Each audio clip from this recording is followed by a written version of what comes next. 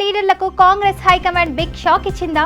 పదవుల కోసం పార్టీ మారిన నేతలకు పోస్టులు ఇచ్చేదే లేదని తేల్చి చెప్పేసిందా? పార్టీ కోసం కష్టపడిన నాయకులకి పదవులు ఇస్తామని ఏకంగా మీనాక్షి నటరాజన్ చెప్పడంతో పార్టీ ఫిరాయించిన నాయకులు ఉక్కిరి బిక్కిరి అవుతున్నారా? అధికార పార్టీలో చేరి పోస్టులు కొట్టేద్దామని అనుకుంటే ఇలా అయ్యిందేంటి అని టెన్షన్ పడుతున్నారా అనేది తెలియాలంటే వాచ్ ది స్టోరీ. రాష్ట్రంలో హస్తం పార్టీ పవర్లోకి రాగానే అప్పటి వరకు బీఆర్ఎస్ పార్టీలో కొనసాగిన కీలక నేతలు అధికారం పదవుల కోసం వెంటనే పార్టీ మారారు. ఇందులో 10 మంది ఎమ్మెల్యేలు, 6 ఎమ్మెల్సీలు, మరికొందరు సీనియర్ నేతలు ఉన్నారు. అప్పట్లో వీరికి పదవుల ఆశ చూపి కాంగ్రెస్ పార్టీ చేర్చుకుందనే ఆరోపణలు ఉన్నాయి. కానీ ఏడాది కాలంగా పార్టీ మారిన నేతలెవ్వరికీ పదవులు దక్కలేదు.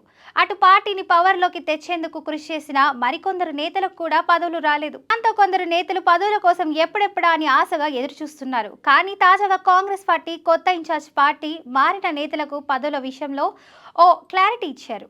తెలంగాణ కాంగ్రెస్ ను మొన్నటి వరకు దీపదాస్ మున్షి ఇన్ఛార్జ్ గా పనిచేశారు. ఆమె దాదాపు ఏడాదికి పైగా రాష్ట్ర కాంగ్రెస్ వ్యవహారాల ఇన్ఛార్జ్ గా సేవలందించారు.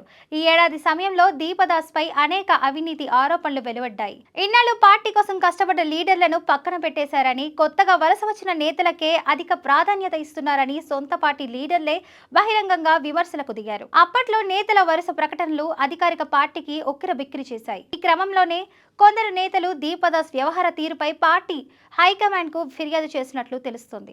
దాంతో ఆమెను తప్పించి కొత్త ఇన్ఛార్జ్ గా మీనాక్షి నటరాజన్ కు బాధ్యతలు అప్పగించారు. ఆమె వచ్చి రాగానే కాంగ్రెస్ నేతలకు బిగ్ షాక్ ఇచ్చారు. కాంగ్రెస్ ఎమ్మెల్సీ తీన్మార్ మల్లన్నపై సస్పెన్స్ వేటు చేశారు.